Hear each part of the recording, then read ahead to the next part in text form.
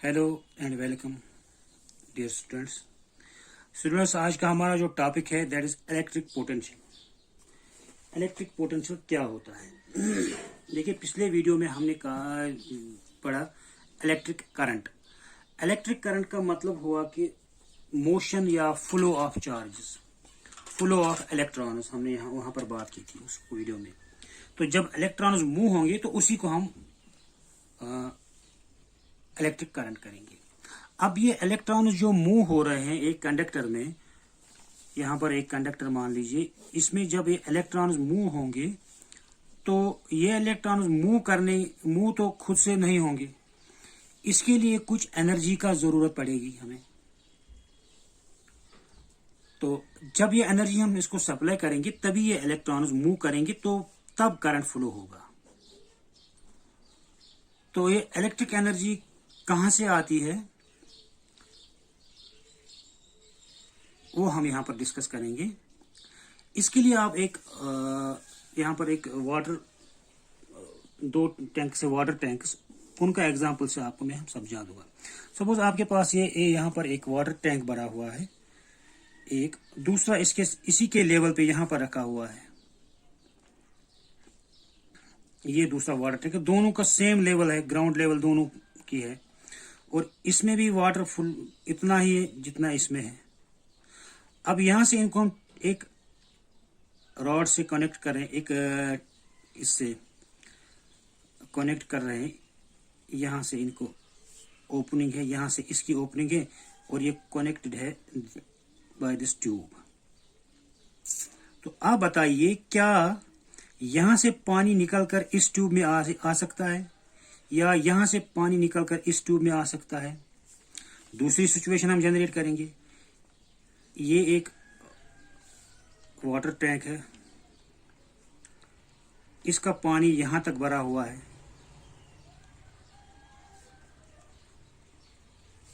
ये पूरा पानी से फिल्ड है ऊपर तक, और यहां इसकी ओपनिंग है, और यहां हम एक और वाटर टैंक रखेंगे। ये ओपनिंग, ये इसकी यहां पर ओपनिंग है और एक ट्यूब के साथ जुड़े हुए हैं। क्या इसमें से पानी निकलकर इधर आ जाएगा?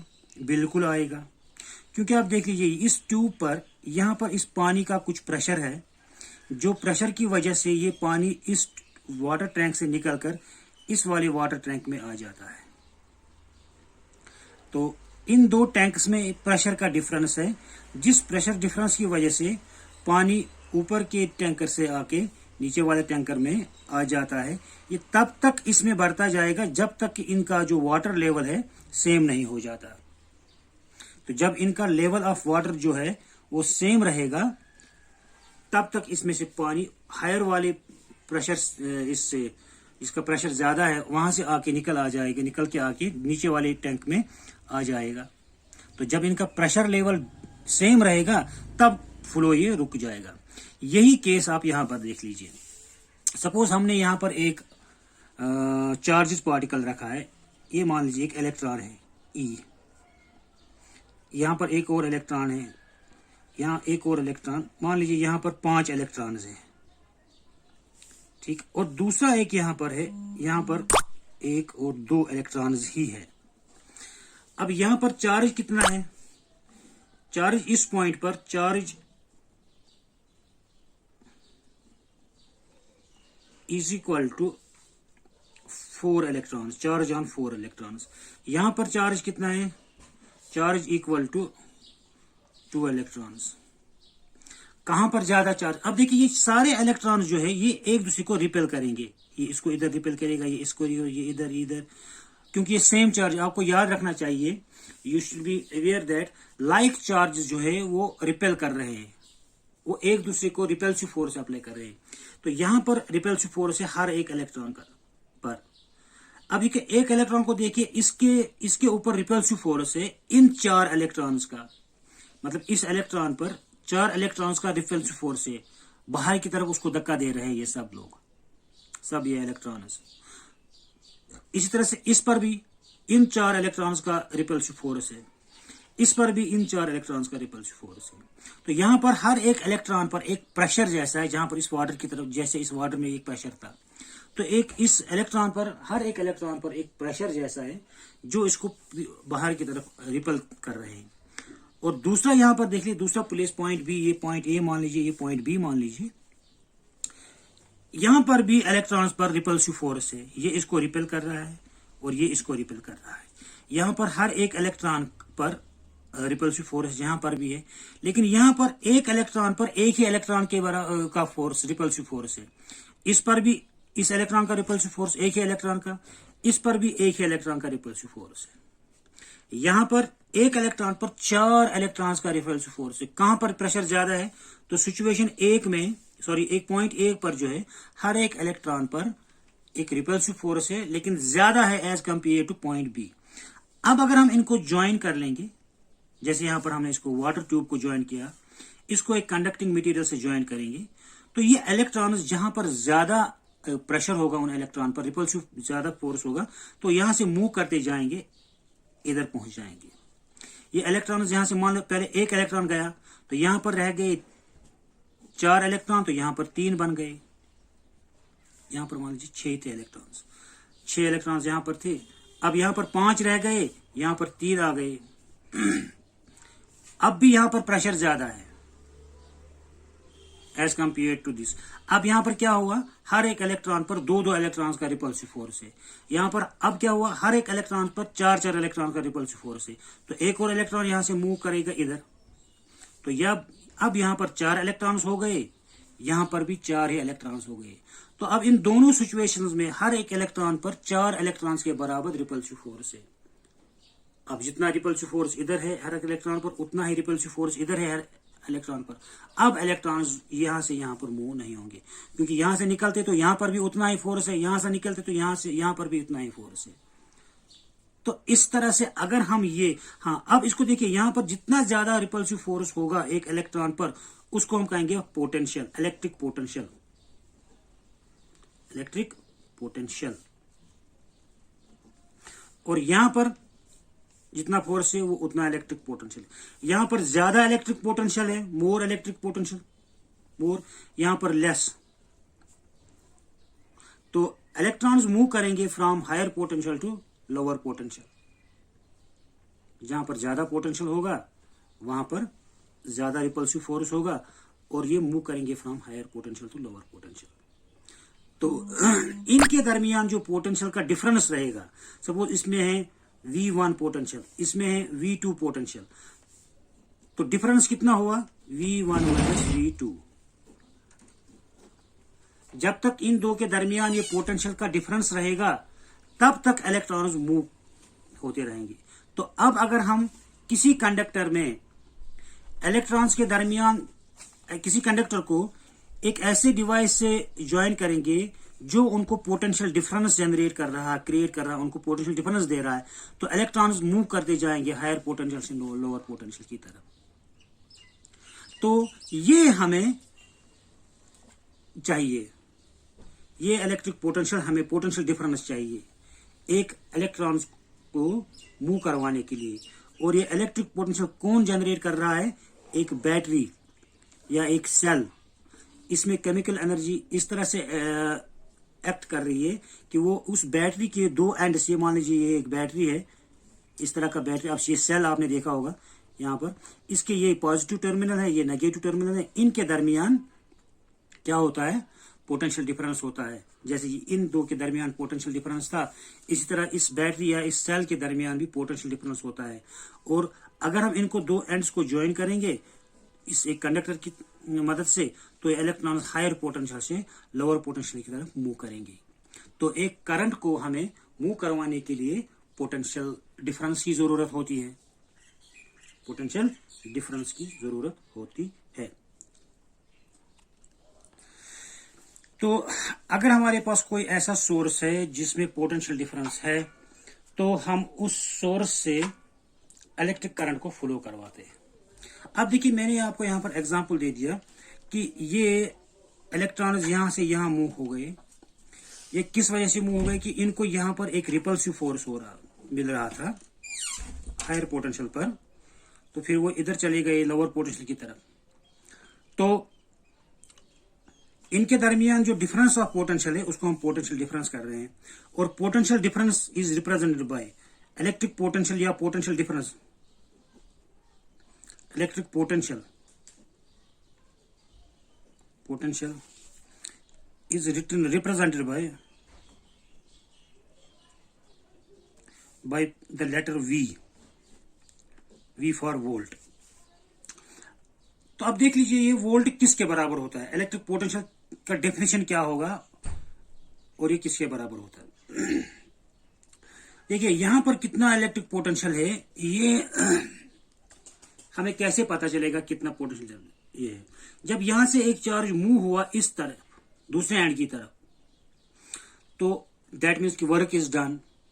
जैसे आपको पता किसी भी ऑब्जेक्ट को मूव करवाने के लिए जो एनर्जी का इस्तेमाल होता है, तो जब हम एनर्जी इस्तेमाल करते हैं मीन्स और किसी ऑब्जेक्ट को मूव करवाते हैं, that is work is done.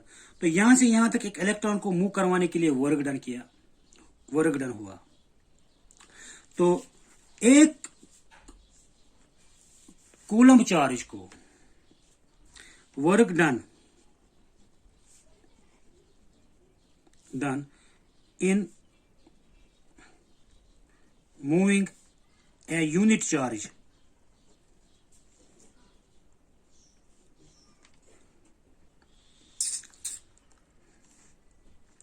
Work done in moving a unit charge, एक कूलम चार्ज को, यूनिट चार्ज का मतलब हुआ 1 coulomb charge, 1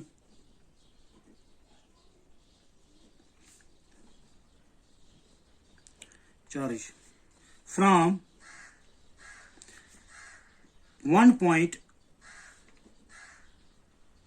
to another point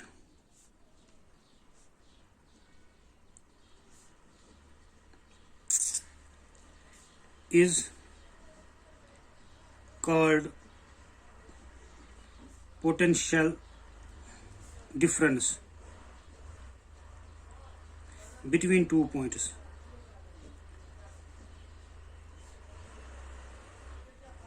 यहां पर हमने एग्जांपल के तौर पर लिया था पॉइंट ए और पॉइंट बी।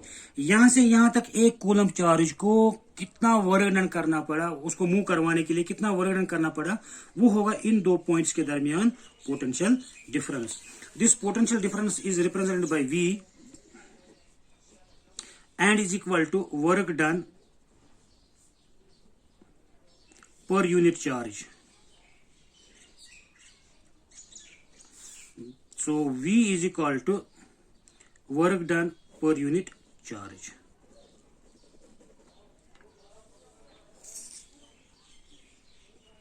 तो ये दो पॉइंट्स के दरमियान पोटेंशियल डिफरेंस हुआ V and is equal to work done per unit charge in moving the 1 coulomb of charge from 1 point to another point.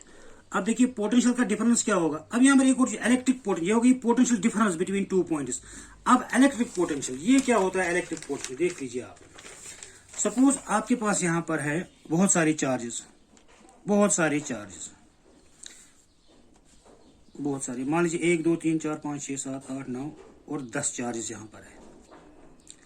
तो इन चार्जेस का यहां पर पहले आप लीजिए, this Q is the charge, यहां पर Q equal to 10 electrons, 10 electrons के बराबर यहां पर चार्ज है। हमारे पास एक और पॉइंट मान लीजिए यहां पर है हमारे पास 5 इलेक्ट्रॉन्स। तो ये जो है दूसरा Q, स्मॉल Q मान लीजिए, दिस यहां पर जो चार्ज है, चार्ज इक्वल टू 5 इलेक्ट्रॉन्स, यहां पर है चार्ज इक्वल टू 10 इलेक्ट्रॉन्स। अब आप क्या करना चाहो, किसी पॉइंट से यहां तक। अब देखिए इस एक और चीज आप ध्यान रखिए, इन चार्जेस का इनके अराउंड इनका इन्फ्लुएंस रहेगा। अब एक और चार्ज, एक और इलेक्ट्रॉन आप यहां पर लाना चाहोगे फॉर एग्जांपल, तो ये चार्ज उसको रिपेल करेंगे, पीछे की तरफ धकेलने की कोशिश करेंगे, यहां आने नहीं देंगे। आप इलेक्ट्रॉन रखिए यहां पर, इसको इस डायरेक्शन में रिपेल करेंगे, ठीक। और इधर भी लाना चाहेंगे तो इधर से भी रिपल्शन होगा इस इलेक्ट्रॉन के लिए, क्योंकि ये इलेक्ट्रॉन उसको रिपेल करेंगे, भगाएंगे। तो अब इनका असर किसी एक पर्टिकुलर पॉइंट तक हो सकता है, कहीं किसी जगह तक हो सकता है। जहां तक इसका असर रहेगा इन चार्जेस का, वो इनका इलेक्ट्रिक फील्ड होगा। मान लीजिए ये एक चार्ज यहां पर हमने रखा Q, इसके अराउंड इसका असर रहेगा। ये जो स्पेस है इसके अराउंड जहां तक इसका असर है उसको कहेंगे हम electric field of this charge Q। इसी तरह से इसका ये Q चार्ज है, इसका असर रहेगा इसके अराउंड स्पेस में, इसको हम कहेंगे electric field of this small Q। अब जितने ज्यादा चार्ज होंगे उतना ज्यादा इलेक्ट्रिक फील्ड होगा। यहां पर ज्यादा चार्ज है ज्यादा फील्ड होगा, कम चार्ज है कम फील्ड होगा।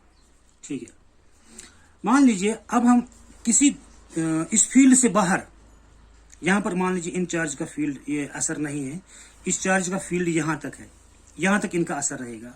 अब इसके बाहर से हम एक चार्ज को यहां पर रखना चाहेंगे, यहां पर, तो यहां पर इसको इन चार्ज की वजह से रिपल्सिव फोर्स मिला। ठीक, अब चलो हमने कुछ थोड़ा बहुत एफर्ट किए, कुछ फोर्स अप्लाई किया, अब चार्ज को यहां लाया, इसके बाद हम इसको यहां लाना चाहेंगे, यहां पर भी इसको रिपल्सिव फोर्स मिलेगा। लेकिन यहां पर पॉइंट बी पर, ये पॉइंट ए है ये पॉइंट बी है, पॉइंट बी पर इसके लिए ज्यादा रिपल्सिव फोर्स होगा क्योंकि ये नजदीक आ गया। जितना जितना आप नजदीक आएंगे इन चार्ज के तो उतना उतना ये रिपल्सिव फोर्स बढ़ता जाएगा। इसी तरह से अब आप यहां पर आना चाहेंगे फोर्स पॉइंट सी पर, पॉइंट सी पर ज्यादा रिपल्सिव फोर्स होगा, तो आपको यहां तक लाने के लिए, एक और चार्ज को लाने के लिए, यहां तक लाने के लिए ज्यादा वर्क डन करना पड़ेगा, यहां तक लाने के लिए कम वर्क डन करना पड़ेगा, यहां तक लाने के लिए ज्यादा वर्क डन और ज्यादा वर्क डन करना पड़ेगा, यहां तक लाने के लिए और ज्यादा वर्क डन करना पड़ेगा। अब यहां देख लीजिए, यहां पर चार्जेस कम है, इसका फील्ड यहां तक है, इससे बाहर जब आप यहां पर चार्ज लाओगे तो ये रिपल करेगा उसको, रिपल्सिव फोर्स जो यहां पर पड़ेगा वो इससे कम होगा क्योंकि यहां पर चार्जेस कम है, इतने चार्जेस नहीं है, यहां पर चार्जेस ज्यादा थे तो ज्यादा रिपल्सिव फोर्स होगा, चार्जेस कम तो रिपल्सिव फोर्स भी कम। अब यहां पर देख लीजिए, किसी एक पॉइंट पे आप देखना चाहोगे कि देखिए यहां से यहां तक, चलिए मान ली पॉइंट बी तक, पॉइंट बी तक एक दूसरे चार्ज को यहां तक लाने के लिए हमने जितना वर्क डन किया वो हो गया इस पॉइंट बी का इलेक्ट्रिक पोटेंशियल VB। इसी तरह से उसी चार्ज को अगर हम पॉइंट ए पर लाएंगे उसके लिए हमें वर्क डन करना पड़ेगा क्योंकि ये इसको रिपेल कर रहा है, तो पॉइंट बी तक जितना हमने वर्क डन किया एक यूनिट चार्ज को, 1 कूलम चार्ज को लाने के लिए, वो हो गया इस पॉइंट ए का पोटेंशियल VA। इसी तरह से उसी 1 कूलम चार्ज को यहां तक लाने के लिए, पॉइंट सी तक लाने के लिए जितना हमने वर्क डन किया, जितना, अभी देखिए यहां तक लाने के लिए फोर्स अप्लाई करना पड़ेगा क्योंकि ये रिपल्सिव फोर्स दे रहा है, तो उसके अगेंस्ट हमें फोर्स देना पड़ेगा। तो जब वो फोर्स हमने अप्लाई किया और चार्ज को मूव किया तो हमने वर्क डन किया, तो जितना यहां तक 1 कूलम चार्ज को लाने के लिए हमने वर्क डन किया वो इस पॉइंट का पोटेंशियल होगा VA।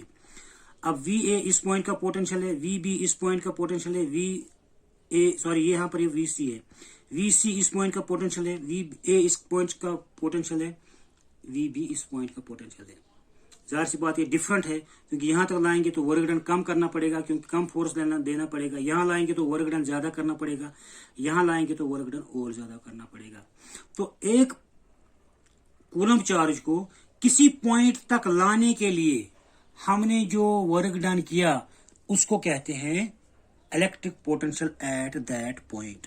सो अगर हम ये बताना चाहेंगे किसी एक पॉइंट पर, यहां पर, यहां पर, यहां पर, यहां पर, यहां पर, यहां पर, किसी एक पॉइंट पर कितना इलेक्ट्रिक पोटेंशियल है, दैट मीन्स उसका मतलब हम ये कह रहे हैं कि उस पॉइंट तक लाने के लिए हमने एक यूनिट चार्ज को, एक 1 कूलम चार्ज को कितना वर्क डन किया, वो होगा उस पॉइंट का इलेक्ट्रिक पोटेंशियल। तो हम यहां पर लिखेंगे electric potential, electric potential, electric potential at a point is defined as the work done in bringing a unit charge, that is 1 coulomb, from infinity to that point। एक unit charge को, एक coulomb charge को infinity मतलब इसके field से बाहर, वहां से लाने के, उस पॉइंट तक लाने के लिए जितना हमने वर्क डन किया, that is called potential, electric potential at that point. So electric potential is equal to work done per unit charge W/Q। अब यूनिट ऑफ इलेक्ट्रिक पोटेंशियल क्या है? अब देखिए ये symbol of electric potential is V. V is electric potential या potential difference. किसके बराबर होता है? Work done per unit charge. अब यूनिट क्या बनेगा इसका इलेक्ट्रिक पोटेंशियल का? वी। अब वर्क डन क्या यूनिट क्या है? जूल। चार्ज का यूनिट क्या है? कूलम्ब। तो हम वर्क डन इसका इलेक्ट्रिक पोटेंशियल का यूनिट है जूल पर कूलम्ब और वोल्ट। इलेक्ट्रिक पोटेंशियल का यूनिट है जूल पर कूलम्ब या वोल्ट। तो अगर हमें ये बताना पड़ेगा कि 1 वोल्ट कितना हुआ, what is 1 volt equal to, हम यहां पर देखेंगे 1 volt define potential of 1 volt. Potential of 1 volt क्या होगा? देखिए volt is equal to work done by charge. अगर ये वर्क डन 1 जूल हुआ और चार्ज भी 1 कूलम्ब हुआ, मतलब 1 कूलम्ब चार्ज को लाने के लिए हमें 1 जूल वर्क करना पड़ा, तो उस वक्त ये वोल्ट कितना बनेगा? 1 divide by 1 that is 1 joule पर कूलम्ब या 1 वोल्ट। तो हम ये डिफाइन कर सकते हैं कि इस तरह से अगर 1 कूलम्ब चार्ज को इन्फिनिटी से लाने के लिए 1 जूल वर्क करना पड़ा, तब हम कहेंगे कि उस पॉइंट पर जो इलेक्ट्रिक पोटेंशियल है वो 1 वोल्ट का है। If 1 joule of work